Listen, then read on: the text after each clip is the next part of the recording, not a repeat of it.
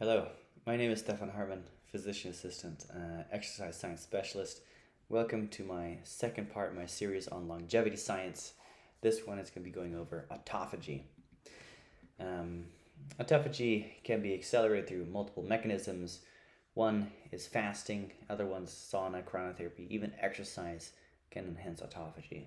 Sometimes even supplements can. Today we're going to be focusing more on the fasting part. This has been popularized through Dr. David Sinclair, who is one of the foremost researchers on prolonging life. He's been studying this in small organisms, basically yeast and rodents. These animal models at the cellular level are not so different than us. And what he's been doing is showing that you can increase the lifespan of these organisms by essentially starving them a little bit. So not giving them as much food, giving them prolonged fasts, and then these creatures live longer, sometimes much longer, and sometimes they even perform better. So, the mouse is running longer on the treadmill and so forth. There's many benefits to fasting. We implement in medicine quite practically sometimes. When we do have a patient with gastroenteritis, maybe diverticulitis, some sort of GI upset, I often prescribe a water fast just to allow the intestines to cool down. But there may be other reasons towards why this is so clinically applicable as well. We can see here that it decreases inflammation, right? So it improves many metabolic markers as well. Improves brain function, memory, enhances HGH. So there's a lot of mechanisms that go into it when we start fasting.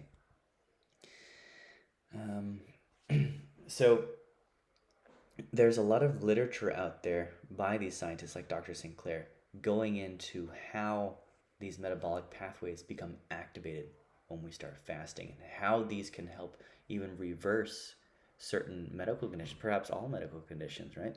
How it can be perhaps ameliorated or improved through fasting. And if you'd like to look at these technical pathways, you can click on any of these links. Let's look at fasting and autophagy to enhance cancer treatment. They're actually looking at this in cancer treatment. One of the ways that it's practically implemented is, traditionally patients are put on a higher protein diet before they get chemotherapy. And chemotherapy patients often get terrible nausea and vomiting. However, when they put patients on a 24-hour fast before getting the chemotherapy, these patients actually had less side effects. And potentially even their chemotherapy was more effective. And we can look at the DeGroote's trial in 2020, fasting mimicking diet as an adjunct to neoadjuvant chemotherapy for breast cancer in multicenter randomized phase 2 direct trial. So what they found is that radiologically complete or partial response occurs more often in patients using the fasting mimicking diet, indicating 90 to 100% tumor cell loss is more likely to occur in patients using fasting. So really cool stuff. Also, the fasting mimicking diet significantly curtails chemotherapy-induced DNA damage to T lymphocytes. So really cool stuff here. The power of something as simple as fasting can help with cancer treatment. So the theoretical use of autophagy to treat diabetes type 2. So intermittent fasting prevents the development of diabetes and promotes fat loss and lean body mass retention in rodent models, right? So diabetes susceptible New Zealand obese mice were either 10% calorie restricted or fasted every other day. So basically intermittent fasting. Compared to ad libitum fed mouse, so these are mouse that could eat anything they wanted. The ad libitum mice showed diabetes prevalence of 43%, whereas the mouse who were calorie restricted and who did intermittent fasting were completely protected against hyperglycemia. So very interesting, albeit in the rodent model. But if we think about it from the cellular level, we're no different than the rodents. Human trials for fasting for reversing diabetes. Unfortunately, there's sparse literature on this. There are some nice religious trials that we'll go over. Basically, Ramadan being one of the most common and ubiquitous fasting that's happened every years.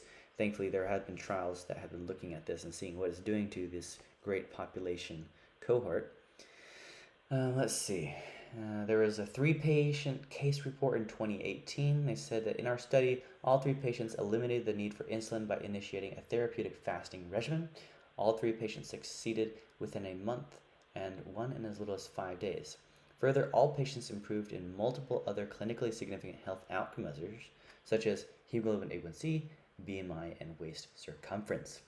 So, small trial here, but unfortunately, there's not a lot of literature on this.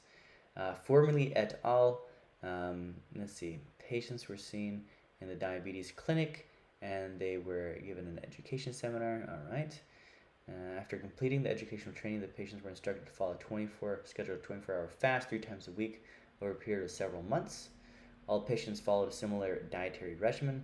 Patients 1 and 3 followed alternating day 24-hour fasts, and patient 2 followed a tri-weekly 24-hour fast schedule.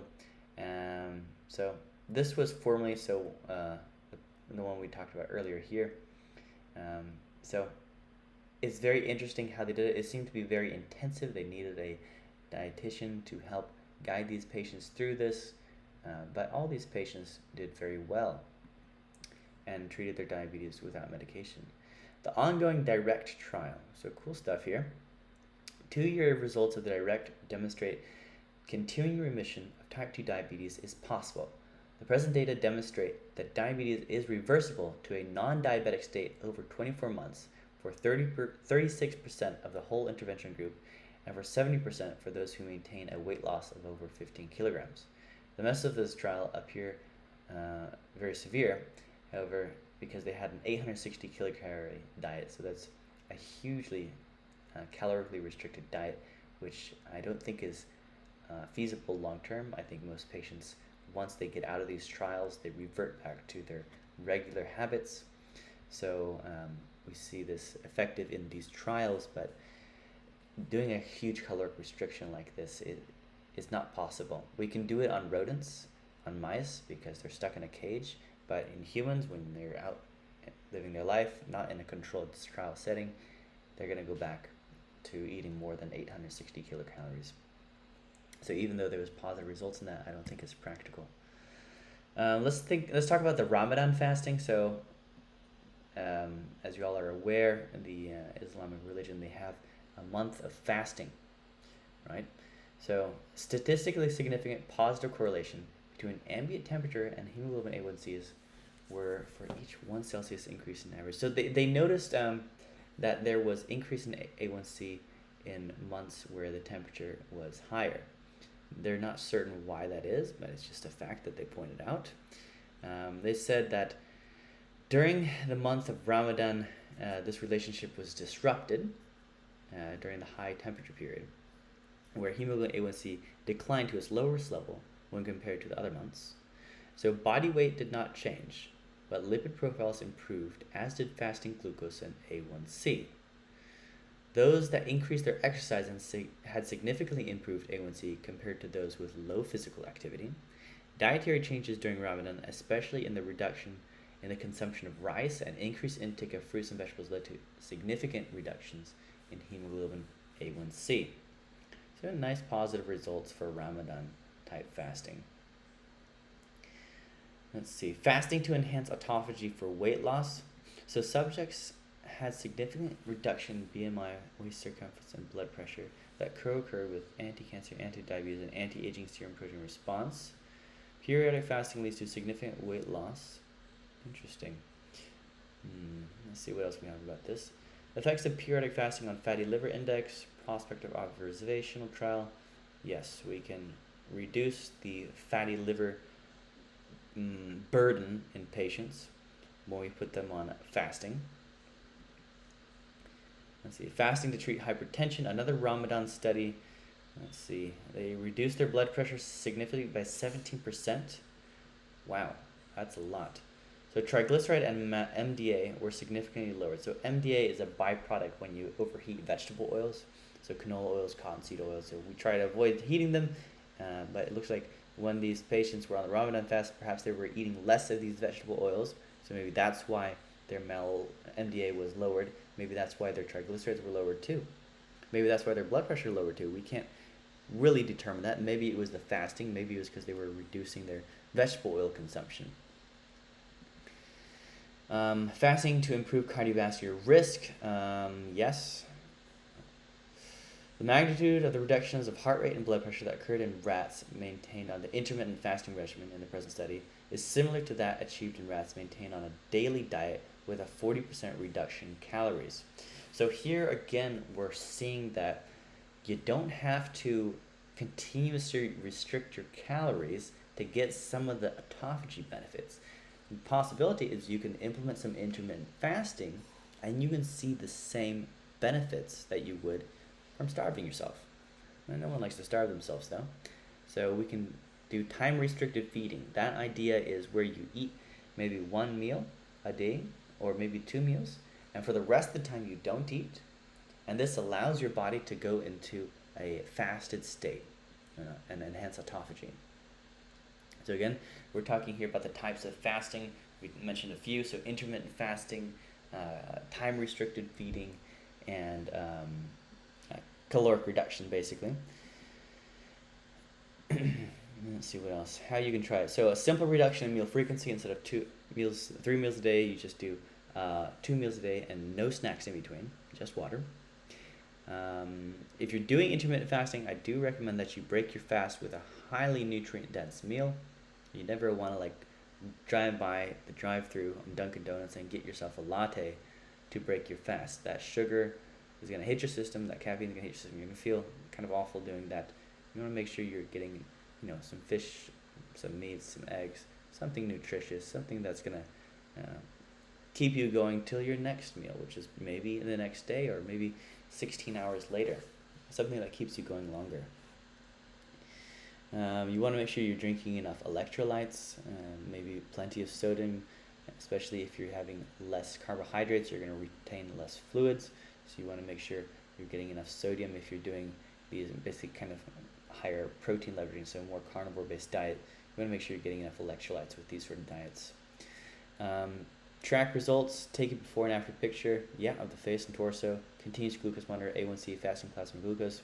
Those will always be handy so that you can have solid markers to kind of motivate yourself to see how you're improving. So I simply, instead of having a breakfast in the morning, I skip breakfast. I'll usually just have a coffee, and that's going to push me through a workout, and then I'm going to probably break my fast at around 1 p.m. That's how I implement it for myself. So my last meal is probably the evening before, and so I'm having a nice probably 20-hour fast, and that's how I implement intermittent fasting to enhance my autophagy, so cellular turnover.